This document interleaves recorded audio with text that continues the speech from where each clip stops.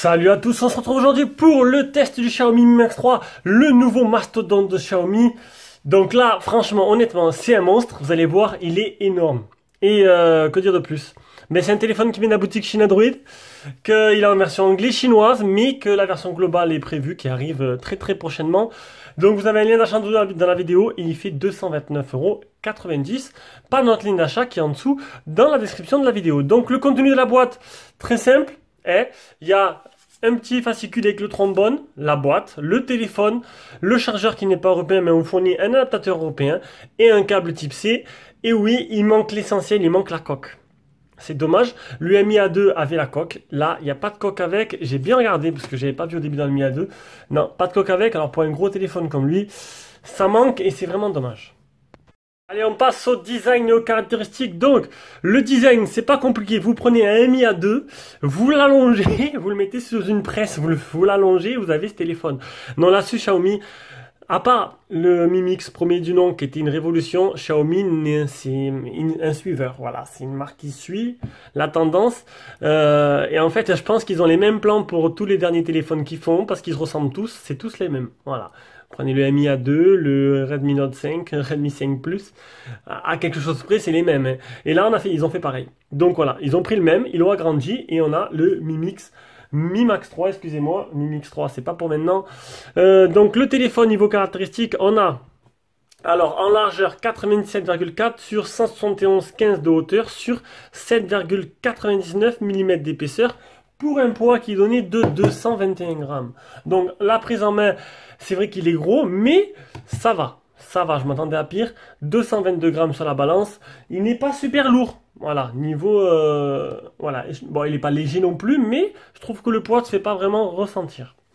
Il existe en noir, en bleu et en couleur or, il est fait d'alliage d'aluminium. À l'avant, on a un écran IPS de 6,9 pouces. En 1080 x 2160 et la surface de l'écran prend 80,06% de la surface totale de la face avant du téléphone et il est 2,5D, donc légèrement arrondi sur les bords. Je vous l'ai dit, il n'y a pas de coque qui fournit avec et il y a une lettre de notification qui se retrouve ici vers là. Je vous montrerai après, j'ai pris une capture d'écran pour pas oublier. Au-dessus, on a un appareil photo Samsung en 2.0 de 8 mégapixels associé à une reconnaissance faciale. Alors, la reconnaissance faciale, elle marche bien, vous la verrez tout à l'heure. Par contre, elle ne marche pas dans le noir. Voilà, c'est pas du infrarouge. Ça marche pas dans le noir, tout simplement. Il n'y a pas les... C'est tout. Après, en dessous, on a un type C. Donc ça, c'est bien. Type C et port jack. Et ça c'est super, ça. Donc type C, le haut-parleur. Sur le côté, on a le tiroir SIM qu'on va ouvrir de suite. Alors, dans ce tiroir SIM se trouve ma puce SFR. On a une nano SIM, deux nano SIM ou une nano SIM, une carte SD. Voilà. Donc, dommage parce que je crois que c'est le Mi A2. Il y avait deux nano SIM plus une carte SD. Je crois que c'est lui. Désolé si je confonds, j'en fais tellement en ce moment. Bouton power, bouton volume plus moins. Et au-dessus, Monsieur Jack et le port infrarouge. Monsieur Jack, c'est bien parce que du coup, c'est rare en ce moment. C'est rare. Là, ils l'ont mis. Donc pour moi c'est indispensable le jack, même si on peut s'y faire avec un adaptateur. C'est très bien un jack, c'est pratique, hein, ça évite de chercher l'adaptateur partout. Ou si on n'en a pas sous la main, ben, du coup on est, j'allais dire un gros mot, on est embêté. Voilà. À l'arrière on a une coque en aluminium, le capteur d'empreinte qui marche très bien, et là le double appareil photo est placé au même endroit comme tous les téléphones. Par contre, comme tous les Xiaomi, il ressort énormément, je trouve, de la coque, et ça c'est vraiment dommage. Surtout qu'il n'y a pas de coque fournie avec, encore une fois je le répète, mais je comprends pas puisque tous les derniers Xiaomi avaient une coque. Voilà, donc cet appareil photo, c'est du IMX 363 en ouverture 1.9, 13 mégapixels, associé à un deuxième qui est du 5 mégapixels. Le téléphone a dans les entrailles un Snapdragon 636 associé à un Adreno 509 pour la partie graphique. Il existe en 4 6 Go et en 64 128 de place interne. La batterie est donnée pour 5500 mAh, je l'ai mesuré, je vous montrerai tout à l'heure. Le Bluetooth 5.0, il a la charge rapide en QC 3.0, donc Qualcomm charge rapide 3.0. Pour les bandes 4G, c'est de la catégorie 12 et il manque seulement la B28, je vais dire seulement parce que, bon, ça devient, voilà, la B28 c'est très rare, c'est les Xiaomi c'est encore plus rare, c'est vraiment les réservés au haut de gamme. Et là, ben, du coup, il n'y a pas de B28, donc du coup, chez Free, il sera amputé de 30% de leur réseau, enfin ça dépend où vous habitez après. Parce que tant vous n'avez même pas de bande B28 à côté de chez vous, enfin d'antenne B28. Voilà, je pense qu'on a fait le tour. On passe directement à l'écran. L'écran, c'est du 6,9 pouces. Vous pouvez voir que les bordures sont pas des plus fines quand même, hein. C'est pas un modèle non plus de design, hein. On va essayer d'enlever la main pour vous montrer. Voilà, donc c'est optimisé comme ils ont pu, mais ils auraient pu mieux faire quand même, hein. C'est comme les boutons. Les boutons, ils sont pas de très très bons. Enfin, marchent bien, mais je sais pas, j'aime pas le bruit qu'ils font. Bon, il y aurait pu mieux. Il y aurait pu avoir du mieux, mais bon, allez, on va rien dire. Les pixels, mort, les nuances de couleur, on va pas trop monter, sinon le Samsung va s'affoler. Donc là-dessus, l'écran il est super actif, les couleurs sont jolies, là-dessus il n'y a pas de problème, hein. Mis à part qu'il est grand et que 6,9 pouces ne sera pas donné à tout le monde. Sinon, ça peut aller. Alors, ils ont pas précisé, il n'y a pas de film sur l'écran et ils n'ont pas précisé s'il y avait une solution comme Gorilla Glass. Bon, ils travaillaient avant avec Dragon Trail et là, ils n'ont pas précisé s'il y avait une protection supplémentaire dessus. Et on peut modifier dans les paramètres, je vous montrerai après aussi, juste dans quelques instants, pour qu'on peut modifier le contraste, la lumière et un peu la luminosité. Vous verrez tout à l'heure, je vous montrerai après. On passe à la partie logicielle. Donc, partie logicielle, tous les Xiaomi tournent, mis à part les Mi A2 qui sont voilà, sur Android stock, tous les Xiaomi tournent sur la ROM MUI. Voilà, donc là, c'est toujours pareil. Donc, je vais vous montrer, je repars à zéro comme si à chaque fois, c'est un nouvel abonné qui regardait, même si c'est vrai que ça prend du temps. Donc, la ROM Xiaomi à gauche, on aura, bon là c'est anglais, chinois, ne vous inquiétez pas, la version globale arrive, elle sera en français. Des petites, vous avez des raccourcis, vous avez des actus, un peu, voilà, le nombre de pas que vous avez fait. Donc ça marche avec, il n'y a pas de tiers d'application, il y a toutes les applications qui se retrouvent sur la page du launcher. Donc il y en a qui n'aiment pas, moi je préfère un tiroir. Honnêtement, je préfère tiroir. Là c'est plus comme Apple, c'est pas trop mon kiff, mais non, à vous d'installer un launcher alternatif si ça vous plaît pas. On va directement aller voir les capteurs du téléphone. Donc l'accéléromètre, le gyroscope, le champ magnétique, le compas, le capteur de lumière qui marche là avec le capteur de proximité et le capteur d'empreinte, on va le tester de suite. Le capteur d'empreinte derrière qui marche très très bien, il est très très rapide. Bon, c'est sûr que regardez, moi j'ai une grande main, mais ça va être difficile à prendre en main pour ceux-là qui ont des petites mains. Et le capteur reconnaissance faciale, on va essayer, voilà, on va se mettre un peu plus haut. Voilà, qui marche bien, mais qui ne marche pas dans le noir et que vous ne pouvez pas déverrouiller par contre avec une simple photo. J'ai déjà essayé chez Xiaomi, c'est quand même un peu plus évolué que la concurrence. Concurrence, je parle des marques un peu de Shenzhen, un peu les marques low cost. Il fait bien au TG, donc là-dessus il n'y a pas de souci. On va passer directement aux captures d'écran. Alors les captures d'écran, on commence par vitesse d'écriture et de lecture de la RAM et de la mémoire interne. MyCanal, ne vous inquiétez pas, le téléphone est certifié Google, il ne manquerait plus que ça, et donc du coup MyCanal marche très bien, Netflix aussi, et il était infecté par un malware, qui est cette application-là, mais vous allez voir que j'ai pu désinstaller cette application assez facilement, donc du coup il est propre. Il y a une solution, une application complète avec un cleaner, un indentateur, un booster, un gestionnaire de batterie, un security scan, un antivirus, et un manager d'application, une suite complète d'applications pour optimiser votre téléphone. Il y a bien le compas intégré dedans. Mi Remote, c'est la télécommande infrarouge qui se trouve avec le capteur qui est ici. Là, ici, ça vous permet de commander vos télévisions, vos appareils électroniques compatibles. Le Antutu 117928, ce qui est plutôt correct, c'est du milieu de gamme. 10 touches pour l'écran. Alors, le test de stress, le téléphone a chauffé jusqu'à 40 degrés. Ça va, c'est raisonnable.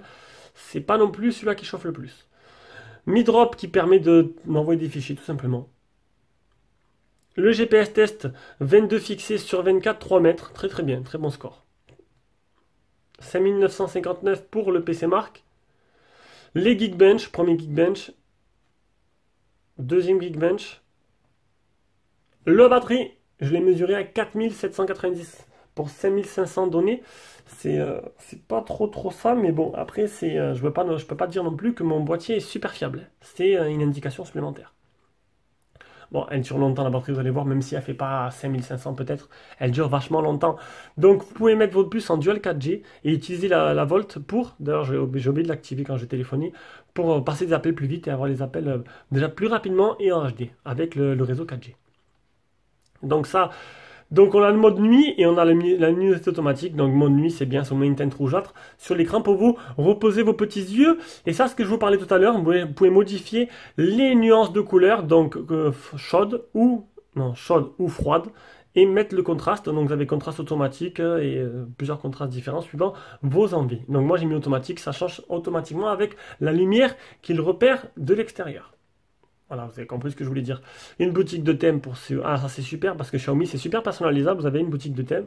Vous pouvez modifier vos fonds d'écran, vos thèmes, vos icônes, etc., etc. Les gestures, donc, ça je vais le montrer un peu mieux. Vous avez le choix entre les boutons qui sont tout simplement en dessous de l'écran ou activer les gestures. Activer les gestures, voilà. Ce qui vous permet en fait, vous regardez, vous faites comme ça, vous faites un retour en arrière. Ça c'est le tutoriel. Hop, vous allez là, ça vous fait le multitâche et le retour ici et là. Donc moi c'est bien, moi je kiffe pas du tout parce que je préfère les retours quand ils sont en bas, parce que sur le côté c'est pas pratique quand on écrit, ça bloque par moment, ça fait des retours pendant que vous écrivez au message. Je pense que c'est une habitude à prendre, mais bon, moi j'aime pas ces Xiaomi, les gestures, c'est pas mon kiff. Après on peut créer un second espace, voilà, un second espace privé avec mot de passe qui vous permettra de mettre ce que vous avez envie dedans si vous voulez protéger des trucs, des données sensibles. Le Quick Ball, c'est, je vais vous le montrer aussi, c'est plus simple. C'est tout simplement ça, voilà, des petits raccourcis avec une petite truc, vous pouvez déplacer un petit icône, vous pouvez déplacer où vous voulez sur l'écran et quand vous cliquez dessus, ben, sur les côtés quoi. Et ça vous permet de faire un retour en arrière, une capture d'écran, etc., etc., verrouiller le téléphone, voilà. Des raccourcis, si ça vous intéresse. Donc pour lancer la caméra, pour prendre une capture d'écran, pour lancer l'assistant, pour mettre l'écran en veille. Donc l'écran en veille, ce qui est bien, vous pouvez mettre... Ah mais là c'est une capture d'écran, vous pouvez mettre que si vous laissez appuyer sur ce bouton là, laissez appuyer dessus, ça écran tout seul, ça éteint tout seul l'écran. Mais bon, moi j'ai mis le petit, on va vous montrer, le petit widget qui ici, Screen Lock, qui vous permet de éteindre l'écran et de l'allumer avec le capteur d'empreinte ou la reconnaissance faciale. Ça c'est utile du coup pour ce téléphone, c'est le mode une main. Pour ceux qui ont des petites mains, vous pouvez réduire comme ça la taille de l'écran, ce qui permet d'avoir un écran 4 pouces, 4,5 ou 3,5 pouces. C'est totalement inutile, mais c'est là. Dual application qui permet de voir deux applications avec le même compte. Non, une application avec deux comptes, plutôt l'inverse. Auto Start, ça n'oubliez pas, ça vous permettra de dire à MUI que vous pouvez laisser lancer vos applications favorites tout seul. Alors qu'il est en mode avion, bon, excusez-moi pour le notif. Donc en gros, si vous ne mettez pas vos applications Auto Start, elles ne démarreront pas tout seul, vous n'aurez pas vos notifs. Le mode de protection privée, donc pour mettre un mot de passe aux applications que vous voulez. Donc on est bien sur du Mi Max 3 en 8.1.0, c'est du 4 Go de RAM ce modèle-là. Et c'est un 64 Go de mémoire interne. Et il y a une mise à jour que je viens de faire très récemment, hier soir tout simplement, parce que MUI s'est mis à jour assez souvent, une fois par mois. On passe à la batterie. Premier jour c'était dimanche, donc c'était light, dimanche, pépère, tranquille. Utilisé 2h59, 3 secondes d'appel. Donc 25% en 14h, en 13h09. Non, ça c'est pas bon. Deuxième jour, 2h42 utilisé en 6 minutes d'appel. Et j'ai utilisé 32% en 14 heures. Donc une batterie en 14 heures, vous utilisez 30% du téléphone. Il vous restera 70%. Si vous faites le calcul, ça fait un téléphone qui vous tiendra 3 jours. Et ça, c'est plutôt exceptionnel. Voilà, on a fini pour la partie logicielle. Allez, on commence par Rayman. Donc c'est sûr, un écran de ce type, c'est vraiment super agréable à utiliser. Et pour les jeux, ça n'est que mieux.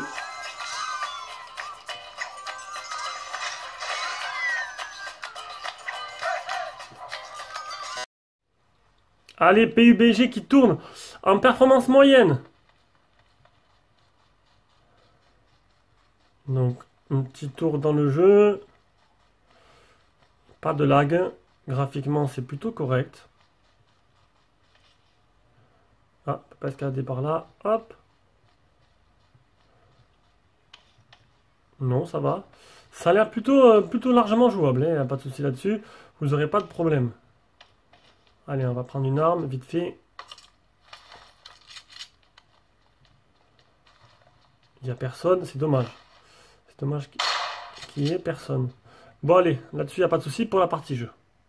On passe à la partie photo avec le logiciel photo pour commencer. Donc, comme tous les Xiaomi, c'est pareil, short vidéo, vidéo, photo, portrait, square, photo carré, panorama et manuel. On va se mettre en photo. Au-dessus, on a le flash automatique, le HDR automatique. On a quelques filtres qui se trouvent en bas en temps réel et les paramètres. Donc, caméra setting, donc le mode poche. Moi, j'ai mis en 18 neuvième pour avoir le plein écran. Donc, les photos, je vous ferai en 18 neuvième. Et la vidéo, je vous ferai en Full HD. Vous aurez aussi une vidéo de nuit. Et on a aussi timer, time shift, strain. Bon, ça c'est tout marqué en anglais, bien sûr. HTT, Bluetooth, AI détection. Voilà. Allez, je vous mets maintenant les photos que j'ai prises. J'y reviendra juste après.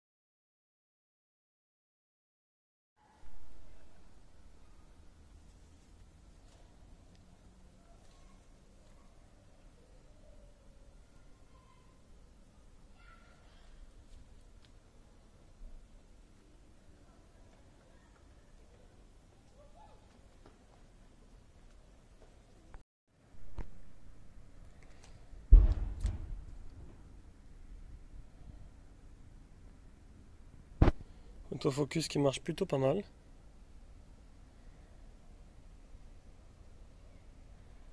Ah, j'ai parlé trop vite. Ah si, ça va. Hé, je t'ai pas vu toi. Minette.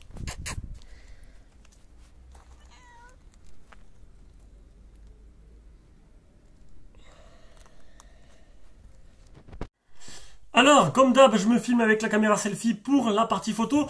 Donc, c'est pas exceptionnel la caméra selfie là. Je sais pas. Je trouve que c'est pas très net. Hop. Non. Donc, c'est pas trop mal. C'est pas trop mal. Le flash de nuit marche très bien. La vidéo de nuit est pleine de bruit, donc c'est pas exceptionnel. Bon, maintenant, je ferai une vidéo de nuit pour la suite des autres tests. Et sinon, les autres photos, c'est plutôt joli et plutôt pas mal. Allez, on passe à la suite du test. Alors, le son communication, plutôt pas mal, même si je m'attendais un peu à mieux. Mais bon, c'est pas mal. C'est pas mal non quand même, hein, on va pas chipoter. On va écouter le son.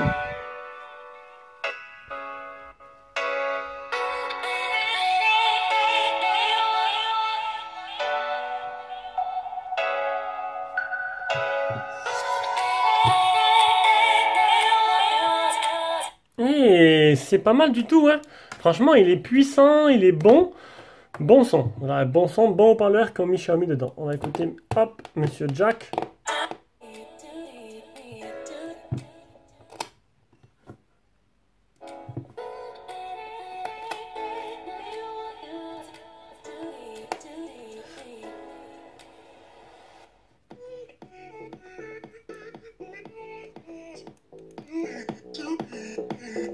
Quelques grésillements légers. Alors, est-ce que ça vient du port jack? Je peux pas vous dire. Non, le son est vraiment pas mal. Donc, on passe à la partie réseau avec le Wi-Fi, le Fifi. Le Fifi qui n'est pas exceptionnel. J'ai que 2 barres. 2 barres, ça m'a pas empêché de lancer la musique, mais c'est pas exceptionnel non plus. C'est pas, j'ai un peu plus d'habitude, j'ai au moins une barre de plus. Et pour la 4G, je vous l'ai dit, il manque la B28, donc en gros, il doit y avoir 10 000 antennes, 12 000 antennes chiffrées, il y en a 2000 à peu près, c'est la B28. Donc voilà, un petit pourcentage. Il suffit de regarder ce qu'il y a autour de chez vous, parce que tant vous n'avez même pas d'antenne B28, du coup, ça poserait pas de problème. Sinon, pour les autres, c'est full band pour tous les autres opérateurs. Voilà, donc...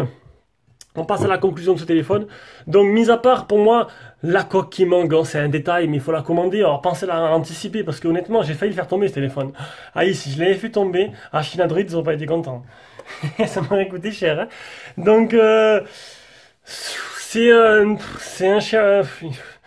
Voilà, c'est un grand téléphone. C'est un Mi A2 plus grand. On va dire c'est un Redmi Note 5 qui est plus grand. Maintenant, à vous de voir. Redmi Note 5 était très très bon.